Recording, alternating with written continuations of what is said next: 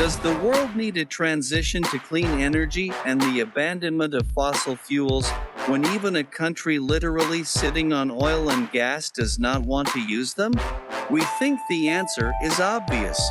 In November 2015, Sheikh Mohammed bin Rashid Al Maktoum, Vice President and Prime Minister of the UAE, as well as ruler of Dubai, launched the Dubai Clean Energy Strategy Program. The ambitious goal by 2050 is to make Dubai the city with the lowest carbon footprint on the planet. To do this, 75% of all electricity needs will be provided by solar power plants, the remaining 25% by other clean energy sources. To understand the scale of the project, in 2020 solar energy was only 10%. Mohammed bin Rashid Al Maktoum Solar Park became one of the pillars of the strategy. Phased construction of this huge solar power plant. 50 kilometers from Dubai, it was divided into 5 queues. First of all, in 2013, a small solar power plant with a capacity of 13 megawatts grew in the desert. But already in 2017, in the second stage, its capacity increased by 200 megawatts, not so much. In 2020, the third stage was completed. The increase in capacity amounted to another 800 megawatts. If classic solar farms were built in the first 3 stages, then objects with different solar energy technologies appeared in the fourth, for another 917 megawatts. 217 megawatts are provided by traditional solar cells. Another 600 megawatts are generated thanks to parabola cylindrical concentrators. The remaining 100 megawatts are produced by tower-type solar concentrators with a central receiver. In both unconventional technologies, sunlight is focused on a tank of liquid with a high heat capacity. The coolant, heated to several hundred degrees through a series of heat exchangers, drives turbines that generate electricity. In the middle of 2022, the 5th stage was put into operation. Again from classic solar cells, another 930 megawatts. Huge fields of solar panels with a total capacity of 2,860 megawatts are spread out in the desert. By the way, thanks to the storage capacity of up to 15 hours, the plant can work both day and night. The energy accumulated during the day is supplied to consumers when needed. Applications for the next stages of the project are currently being discussed, but it is already known that by 2030 the solar park will reach a capacity of 5 gigawatts. But that's not all. Why limit yourself to the area of one giant power plant, even if it is the largest in the world? After all, you can collect the energy of the sun in the Emirates literally everywhere. Therefore, the Dubai Clean Energy Strategy stipulates that solar panels will be installed on every roof by 2030. Moreover, at the end of 2019, the total capacity of installations used in private households and commercial organizations already amounted to 125 megawatts. The goal of the project is for solar panels on houses to produce 5,000 megawatts of energy by 2030. That is, the same as Mohammed bin Rashid Al Maktoum Solar Park.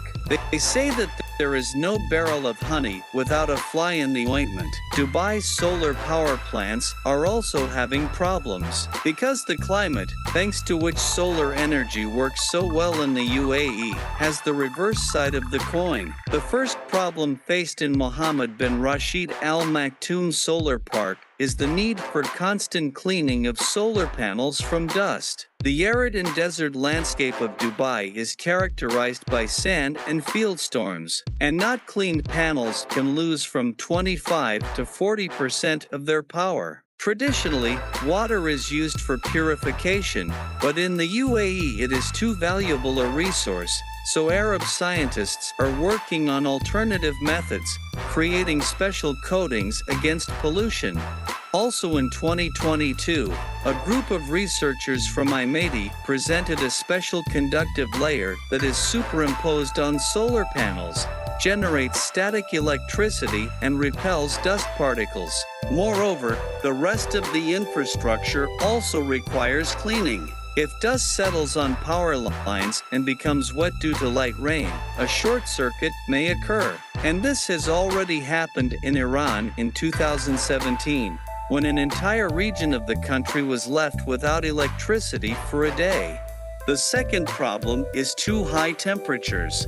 Dubai solar park engineers have to constantly test new materials and technologies in order to achieve efficient operation of solar panels at high temperatures. They succeed. The average efficiency of solar panels in the world is 16 to 18%.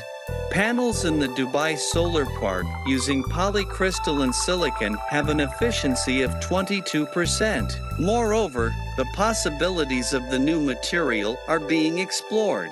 A first-class solar cell, it will increase efficiency by up to 33%.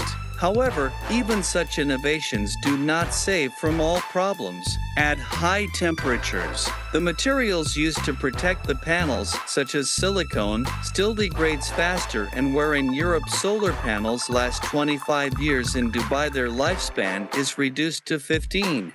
In fact, this is a payment for the efficiency of solar energy in this region. And what about the profitability of solar energy? Is it really effective, or is it just another expensive toy for sheiks?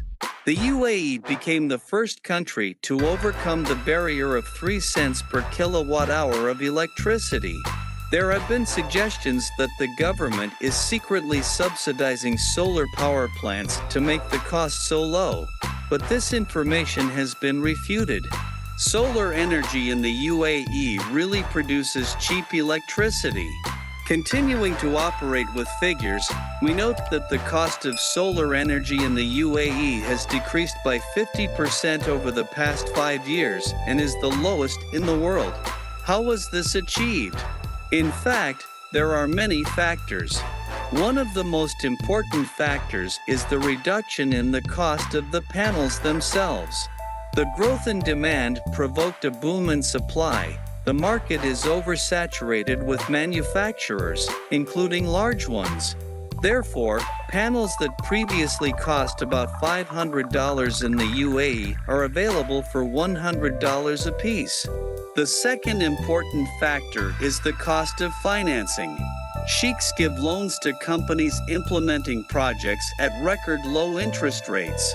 The third factor in the UAE, research, construction and development costs are lower than in Europe and the USA. Well, the fourth factor is longer contracts. In the UAE, utility companies conclude 25-year contracts for the supply of electricity with a global standard of 15 to 20 years. This gives developers of solar power plants more time to repay the initial investment. Yes, some factors cannot be called 100% competitors, but in any case these are not government subsidies. The example of Dubai shows how much solar energy can be competitive with fossil fuels, which today costs an average of 4 to 6 cents per kilowatt hour. At the same time, it is not even necessary to directly pour taxpayers' money into unprofitable projects. It is enough just to create favorable conditions. In fact, none of the above factors is unattainable in other countries, except, perhaps, for the cost of labor in more developed countries, and the fact that the Emirates is the country with the largest number of sunny days in the world.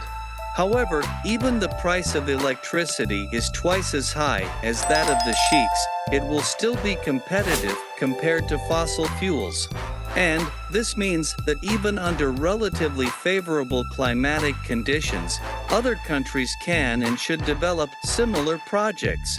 The sheiks proved that cheap solar energy is not a miracle. All that is needed is government assistance, innovation, and more sunny days.